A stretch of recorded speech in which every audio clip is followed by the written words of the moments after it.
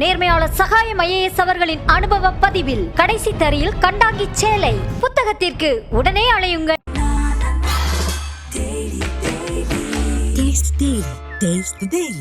Low interest, flexible repayment, minimal documentation. Repco Home Loans. கருப்பை புற்றுநோய் குறித்த சந்தேகங்களுக்கான தங்கம் ஹோப்பை இலவசமாய் அணுகுங்கள். சனீஸ்வரனுக்கே விபூதி அடித்த குருக்கள். திருநள்ளாறு ஆன்லைன் மோசடி. ஏமாற்றமடைந்த பக்தர்கள் புகார். காரைக்கால் மாவட்டம் திருநள்ளாறு பிரணாம்பிகை சமேத தர்ப்பணேஸ்வரர் கோயிலில் சுவாமிக்கு அபிஷேகம், அன்னதானம், சிறப்பு அர்ச்சனை, சகசரநாம அர்ச்சனை, ஹோமம், தங்கும் விடுதி உள்ளிட்டவற்றுக்கு வெளியூர் பக்தர்கள், கோயிலுக்கு வர முடியாதவங்க எல்லாமே கோயில் இணையதள முகவரி மூலம் பதிவு செஞ்சு பயனடையலாம். பிரசாதங்கள் அஞ்சல் மூலம் அனுப்பி வைக்கப்படும் பக்தர்களுக்கு. இதற்காக கோயிலில் அதிகாரப்பூர்வ இணையதள முகவரி பயன்பாட்டில் இருக்கிறது.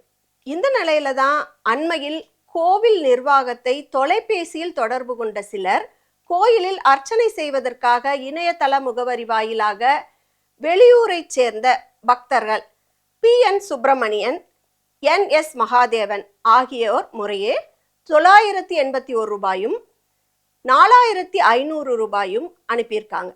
பிரசாதம் வரல. உடனே அவங்க நிர்வாகத்தை தொடர்பு கொண்டு புகார் கொடுக்கறாங்க. இது குறித்து கோயிலின் அதிகாரப்பூர்வ இணையதளத்தை ஆய்வு செய்த பொழுது இது போன்ற தொகை வரவில்லை என்பதும், போலியான இணையதள முகவரிக்கு பணத்தை அனுப்பியிருக்கலாம் எனவும் கண்டுபிடிக்கிறாங்க. இது தொடர்பா நடவடிக்கை எடுக்கணும் அப்படின்ற முடிவுக்கே அப்பதான் வராங்க. விசாரணையில பணம் செலுத்திய இணையதள முகவரியை பக்தர்கள் தெரிவிக்கிறாங்க. அது போலியானது அப்படின்னு அதிகாரிகள் கண்டுபிடிச்சிட்டாங்க. இது குறித்து கோயில் நிர்வாக அதிகாரி K அருணகிரிநாதன் காரைக்கால் இணையதள குற்றத்தடுப்பு பிரிவில் புகார் அளிக்கிறார். இதனையடுத்து இணைய குற்றத்தடுப்பு பிரிவு போலீசார் விசாரணையை தீவிரப்படுத்துறாங்க. போலீசார் நடத்திய விசாரணையில திருநள்ளாறு கோயில்ல குருக்களா பணியாற்றும் வெங்கடேஸ்வர குருக்கள் பெங்களூரை சேர்ந்த ஜனனி பரத் என்பவர் மூலம் கோயில் பெயரில் போலி இணையதளம் உருவாக்கியிருக்கார். பணத்தை வசூலிச்சு வந்ததும் தெரிய வந்திருக்கு.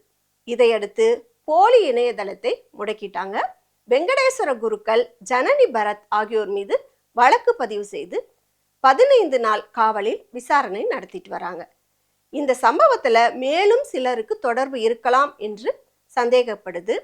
இது தொடர்பாக காவல்துறையினர் விசாரணையை முடுக்கி விட்டிருக்காங்க. இறுதியில தான் என்ன நடந்தது, யாருக்கெல்லாம் தொடர்பு இருக்கு, எத்தனை பேர் கைது செய்யப்பட்டு சிறையில் அடைக்கப்பட உள்ளனர் என்பது தெரிய வரும். இது குறித்து கோவில் நிர்வாக அதிகாரிகள் கூறுகையில், கோவில் நிர்வாகத்தின் அதிகாரப்பூர்வ இணைய முகவரியை பல வழிகளில் விளம்பரப்படுத்திட்டு வரோம். பக்தர்கள் சந்தேகம் இருக்கும் பட்சத்தில் கோயில் தொலைபேசி எண்ணை தொடர்பு கொண்டு இணைய முகவரியை உறுதிப்படுத்தி கொள்ளலாம் அப்படின்னு சொல்லியிருக்காரு. காரைக்கால் மாவட்டம் திருநள்ளாறு பிரணாம்பிகை சமேத தர்ப்பணேஸ்வரர் கோயிலில் சுவாமிக்கு அபிஷேகம், அன்னதானம், சிறப்பு அர்ச்சனை, சகசரநாம அர்ச்சனை, ஹோமம், தங்கும் விடுதி உள்ளிட்டவற்றுக்கு வெளியூர் பக்தர்கள், கோயிலுக்கு வர முடியாதவங்க எல்லாமே கோயில் இணையதள முகவரி மூலம் பதிவு செஞ்சு பயனடையலாம். பிரசாதங்கள் அஞ்சல் மூலம் அனுப்பி வைக்கப்படும் பக்தர்களுக்கு. இதற்காக கோயிலில் அதிகாரப்பூர்வ இணையதள முகவரி பயன்பாட்டில் இருக்கிறது. இந்த நிலையில தான் அண்மையில் கோவில் நிர்வாகத்தை தொலைபேசியில் தொடர்பு கொண்ட சிலர் கோயிலில் அர்ச்சனை செய்வதற்காக இணையதள முகவரி வாயிலாக வெளியூரை சேர்ந்த பக்தர்கள் PN சுப்பிரமணியன், NS மகாதேவன் ஆகியோர் முறையே 981 ரூபாயும் 4500 ரூபாயும் அனுப்பியிருக்காங்க. பிரசாதம் வரல. உடனே அவங்க நிர்வாகத்தை தொடர்பு கொண்டு புகார் கொடுக்கறாங்க.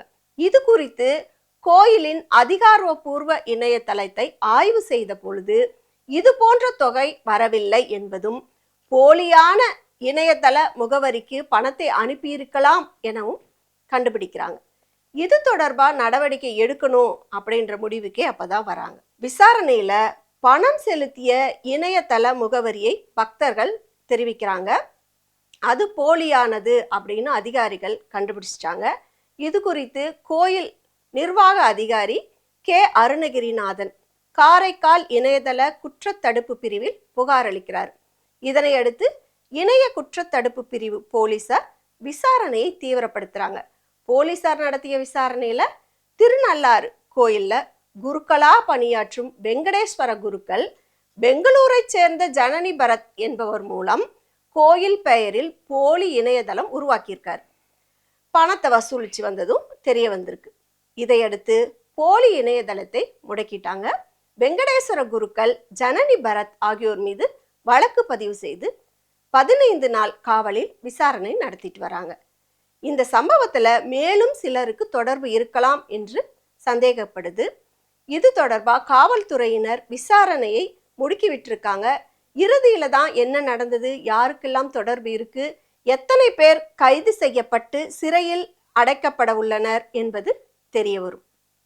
இது குறித்து கோவில் நிர்வாக அதிகாரிகள் கூறுகையில், கோவில் நிர்வாகத்தின் அதிகாரப்பூர்வ இணைய முகவரியை பல வழிகளில் விளம்பரப்படுத்திட்டு வரோம். பக்தர்கள் சந்தேகம் இருக்கும் பட்சத்தில் கோயில் தொலைபேசி எண்ணை தொடர்பு கொண்டு இணைய முகவரியை உறுதிப்படுத்தி கொள்ளலாம் அப்படின்னு சொல்லியிருக்காரு. இது போன்ற செய்திகளுக்கு கிங் டிவியுடன் இணைந்திருங்கள். நன்றி. நேர்மையாளர் சகாயம் IAS அவர்களின் அனுபவ பதிவில் கடைசி தரியில் கண்டாங்கி சேலை. புத்தகத்திற்கு உடனே அழையுங்கள்.